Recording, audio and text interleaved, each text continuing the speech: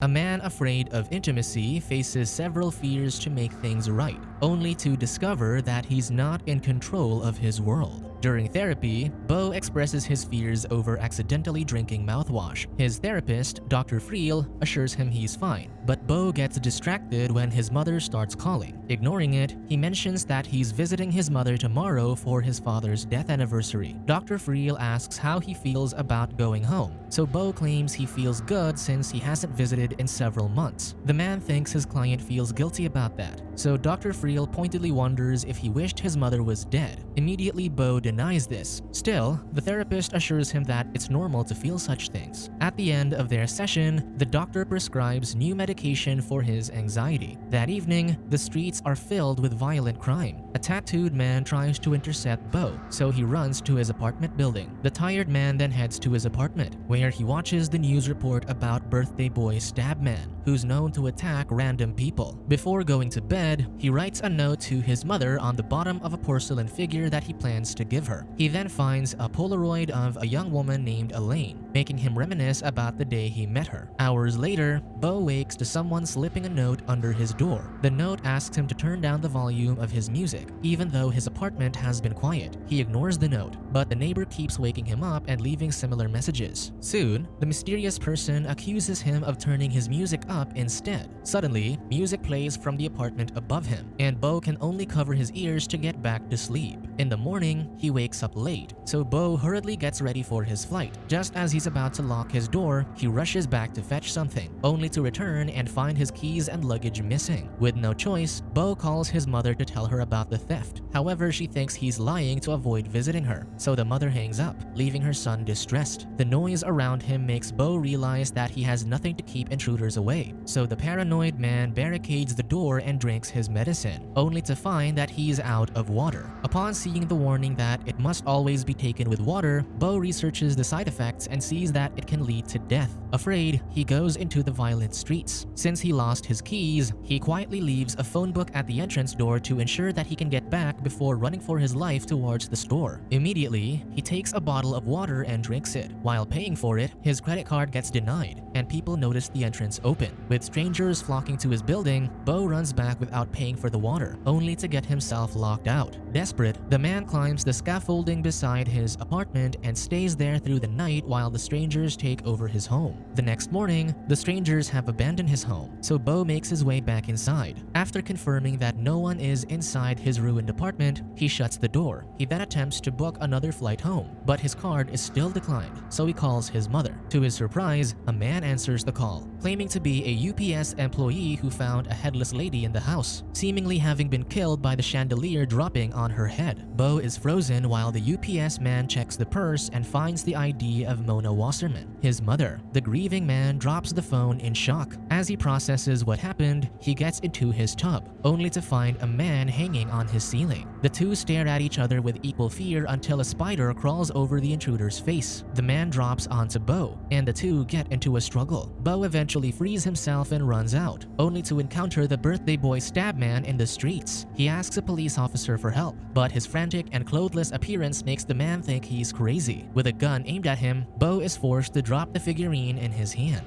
breaking it. When the officer continues yelling, Beau runs and gets hit by a truck. While unconscious, he dreams about seeing his mother arguing with his younger self in the bathroom. 2 days later, he awakens in a young woman's room with a broken figurine mended beside him. Grace checks on him and admits that she was driving the truck that hit him. She adds that birthday boy also stabbed him after his crash, but she assures him that he's healing. Her husband Roger arrives, and Grace explains that he's a surgeon who mended his wounds. Just then, Beau finds an ankle device on him, so Roger claims it's a health monitor. Eventually, the patient joins them for dinner, though Grace lingers during the prayer as she looks onto the memorial for their deceased son Nate. Their daughter Tony arrives, but is pissed that their new guest has taken over her bedroom when they have another room to spare. Later, Grace introduces Beau to Jeeves, their son's army buddy. The man is unstable after the war, so the family is caring for him. While the couple helps Jeeves, Beau calls his mother's attorney Cohen, who confirms that Mona is dead. Her burial has been postponed since it was in her will that her son should be present when she's buried. Therefore, Cohen instructs him to return immediately. In tears, Beau tells Grace that he has to leave, but Roger insists that he can't go on a flight in his condition. Still, Grace promises to drive him home tomorrow. The next day, Tony is frantic about Beau moving her stuff while Jeeves stares at him from outside. Roger assures the man that everything's fine as he prepares to drive Beau home. However, Grace can't join them since she has a meeting. Just then, the surgeon receives a call, forcing him to go to the hospital for emergency surgery. This puts their plans on hold, so Roger promises to drive him home tomorrow but insists that it's Beau's choice on what to do. When the man relents, the surgeon leaves. Grace then gives him a mug of water before leaving. Beau then finds a napkin under the mug with a note saying, "Stop incriminating yourself," confusing him. Alone, Beau passes by Nate's room before returning to Tony's, where he uses her laptop to see the news report about his mother's death. It then switches to a statement by Elaine, who works for Mona. Tony suddenly appears, claiming that her father instructed her to take the man home. The two join Tony's friend in her van, where they convince him to smoke, threatening to accuse him of untoward acts. With no choice, the man complies. As Beau starts panicking over the effects of what he inhaled, he soon realizes that the women are just driving around. Unable to protest, he then hallucinates Elaine beside him. He recalls being on a cruise ship with his mother Mona. This was when he first saw Elaine, who was also a guest there. Later, he joined Elaine at the pool, where she discovered that someone had drowned. One afternoon, Mona asked if he liked Elaine, urging him to seek her advice in dealing with his crush. While in bed that night, his mother assured Beau that she was proud of him, adding that any woman would be lucky to have him, but it was important to find the right partner. On another night, Beau and Elaine viewed the buffet as the former admitted his paranoia over the food. Suddenly, Elaine wondered if he was inexperienced, which Beau confessed to since it was risky for him. Given how his father died, the two become drawn to each other, leading to a kiss. However, Elaine's mother saw them, forcing the lady to leave. Suddenly, Beau wakes from this dream as Tony shakes him angrily for sleeping on the couch where she's supposed to be on. She then bangs on Jeeves' van to wake him, but Beau falls asleep again. When he does, he dreams of when Elaine woke him up on the cruise, telling him that her mother was taking her away. She confessed her love for Beau, so she begged him to wait for her and kissed him. Just then, Elaine's mother stormed in and pulled her daughter away. The startled boy then found Elaine's Polaroid in his hands, where she wrote her promise to be his. Beau wakes up and finds the parents dealing with a frantic Jeeves. This scares Beau, so he backs into a corner while the madman shouts accusations at him. As Roger sedates the war veteran, Grace defends that the man is a hero, but no one else would care for him. In the morning, Grace guides Beau to the couch. She starts sympathizing with his grief when her husband interrupts her, asking her for help. The woman then hands Beau the TV remote and discreetly tells him to watch Channel 78 before leaving. With that, the man does as he's told and finds that the house is being recorded via security cameras. As he plays the footage, he then finds events that haven't happened yet. Suddenly, Tony yells at him, holding 2 cans of paint like in one of the scenes he just saw. She pushes him into Nate's old bedroom, where she paints graffiti on the walls. Beau tries to stop her, so she yells at him for stealing her life and her parents. He defends that he just wants to leave, but Tony isn't buying it since he has already failed his test. This confuses the man about what this test is. Tony then orders Beau to drink the paint with her. The man begs her to stop, so the lady drinks the paint alone, ending her life. Soon, Grace finds her daughter dead in Beau's arms. Thinking he's responsible, she berates him for trying to replace her son before attacking him, so the man is forced to escape.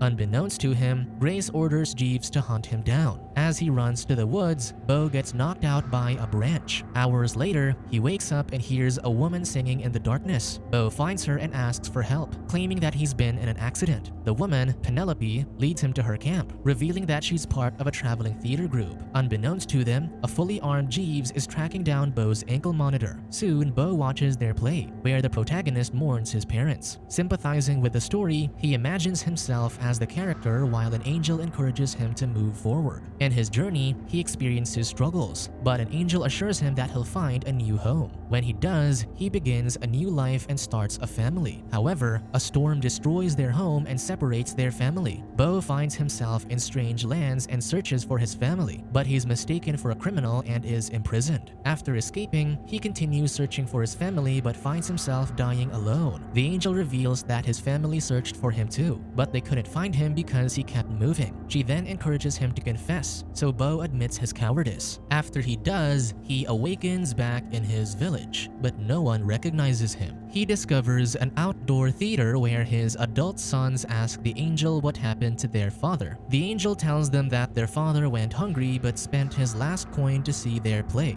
Beau rises from his seat, declaring that she's telling his story. This finally reunites the family, though Beau's wife is still missing. When his sons ask for other family members, their father mentions their grandparents, but they're also dead. As he thinks of this, Beau recalls when Mona told him that his father died the moment he was conceived due to his heart murmur. It was both of their first experiences, and Beau's grandfathers died the same way. However, his father wanted a child, so he died to get his wife pregnant. It traumatized Mona, but she still treasured Beau. However, she pitied her son for inheriting his father's illness. After sharing this with his sons, Beau insisted that this was why he had never been with someone. This confuses his sons, wondering how they were born if that was true. This snaps Beau back to reality, where he's watching the play with Penelope. Seeing him distraught, the woman offers him a drink, and he gives the figurine meant for Mona to her to show his appreciation. Suddenly, he finds a strange man behind him, who claims to be working for Mona to care for Beau's father. This confuses Beau, but when the strange man notices his ankle monitor, he backtracks his claims before leaving. Just then, a knife comes flying into the actor's chest. The stage is thrown into chaos, and the strange man tells Beau to run before the audience is blown up. Jeeves emerges from the woods and shoots down several people before one knocks him down. Wounded, the veteran then controls Beau's ankle monitor to stun him, causing him to collapse in the woods again. While unconscious, Beau sees his recurring dream in the bathroom again. This time, the other kid demanded for his father, so the mother pulled her son into the attic and sealed him in. When he wakes up, the man reaches a busy road and hitches a ride. Finally, he arrives at his mother's estate, only to find that the funeral just ended. The despondent man enters the house, finding a memorial stone for Mona and his father, Harry Wasserman. He also sees his mother's headless body in her coffin, though he doesn't approach her. He spends the afternoon exploring his childhood home, looking at photos from his younger years, including those used in advertisements. He stops at a portrait of his mother made up of her employees' photos. Among them is Elaine, though Beau doesn't notice Roger in the collection. That night, Beau awakens to Elaine's voice as the woman mistook the time of the funeral. With the man speechless by her appearance, the woman apologizes and decides to leave. The man follows her outside and musters up the courage to finally introduce himself. Elaine is stunned as she recognizes him and offers her condolences for his mother. Beau then reveals that he waited for her like she told him to and kisses her. With that, the woman leads him to his mother's bedroom. Knowing what's to come, he gathers his courage before joining the woman in bed. Sensing his nervousness, Elaine takes the lead. As he feels the sensations, Beau gets nervous and tries warning the woman of what might happen, but she doesn't listen. Soon he finishes and Beau is shocked that he's not dying. Still, Elaine continues to satisfy herself, and the man rejoices upon discovering that he didn't inherit his father's illness. He thanks his lover for freeing him, only to find that she died upon finishing. Beau jumps out of bed, frightened by the sight. To his surprise, his mother appears. When her son doesn't look happy to see her alive, Mona throws some clothes at him and orders her workers to get rid of the body and feed Harry. After a while, Beau joins his mother downstairs. Mona berates him for doing the deed in her bed when he thought she had died. However, Beau reveals that he knew she wasn't dead because he saw the birthmark on the body's hand earlier, which he recognized was Martha's, his nanny. This surprises his mother, but she claims that Martha volunteered to help fake her death. In exchange, Mona made Martha's family wealthy enough to never have to work again. She did this to test her son's love for her since she still believes that Beau lied about his keys getting stolen. Mona then berates him for all his misgivings, from buying her the same gifts twice to refusing to feed from her when he was a baby. Offended, Beau walks off, but Mona continues to criticize her son for pretending to be afraid of everything so that others can do the work for him. She then rants about how her mother never loved her, so she promised herself not to do the same to her child, only to have him ignore her. She then reveals that she has recordings of his therapy sessions. Dr. Friel emerges from one of the rooms as Beau's confession plays, telling the doctor that his mother made him feel guilty when he couldn't return her love the way she wanted. On another recording, he shared that he dreamed of seeing another boy identical difficult to him. The kid asked his mother where their father was because Beau was scared to do so, but Mona locked the other him in the attic and never mentioned him again. Betrayed, Beau demands the truth, so Mona leads him to the attic, yelling that she kept things from him to protect him. This makes her son afraid, but she pushes him upstairs. Shakily, Beau climbs, commenting that it's like his dream. However, Mona yells to him that it wasn't a dream but a memory, before shutting the hatch close. With a flashlight, Beau searches the darkness and finds a frail man who looks like him but is wearing the same shirt as the kid in his dreams. Before Beau can recognize his twin brother, someone else calls him. The man shines the light to the side, revealing a giant monster. Jeeves suddenly breaks in and attacks the monster. However, the creature easily stabs his head, killing him. The hatch opens, and Beau drops back into the house. Dr. Friel drags him back to his mother, who's also crying as her son has finally met his monstrous father. Because of the horrors, Beau begs for his mother's forgiveness, but Mona refuses. She vents about how she gave her life to him, but her son simply took everything. This makes Beau snap, so he strangles the woman who shamed him while claiming to have loved him. When he returns to reality, the man releases Mona, but she collapses. In shock, Beau heads to the nearby lake and leaves on a motorboat. He soon enters a cave, but his boat's engine suddenly stalls. Lights turn on, revealing that Beau is in the middle of an arena filled with people. Holding the event are his mother and attorney Cohen, who puts him on trial for being an awful son. As evidence, Cohen recounts that Beau used his mother as a scapegoat in his therapy sessions. A video shows Beau feeding his therapist fish every time he visits, yet he ran from the tattooed man on the streets, whom Cohen identifies as a hungry beggar. A defense attorney weakly argues that his client's location was violent, but Cohen asserts that the man knew the right thing to do but chose to ignore it. To prove his point, the attorney presents footage of when Mona lost Beau at the mall when he was young. This made his mother panic, only to find her son hiding from her. The defense attorney clarifies that Beau did get lost, and when he saw his mother panicking, he was afraid to show himself. However, Cohen adds that while searching for him, Mona injured herself. Years later, Beau had invited his friends to his mother's bedroom, where they played with her clothes. The man defends that he was pressured into it, and his lawyer agrees. Suddenly, another man throws his defense lawyer off, killing him. Despite Beau panicking, Cohen continues to prove his negligence by noting how Roger gave him the option to drive him home earlier, but the man agreed to postpone. Beau defends that he didn't want to impose since the man had work that day. Still, the lawyer adds that Beau gave Penelope the figurine intended for his mother, even though he just met her. In anger, Mona grips the rails before her and accidentally breaks them. Afraid, Beau tries to get off the boat but finds his feet glued to it. The motor starts erupting, and the man sinks into the water. He begs for help, but seeing that no one is bothered by his predicament, the man accepts his fate. The boat capsizes and Beau drowns. Mona calls out to her son, suddenly realizing that she has doomed him. Meanwhile, the audience calmly exits the arena since the show is over. As they do, the overbearing mother's manipulation and the anxiety she cultivated in her son finally end in Beau's watery grave. Subscribe to watch more videos like this, turn on notifications and leave a like to help the channel out. Thank you for watching.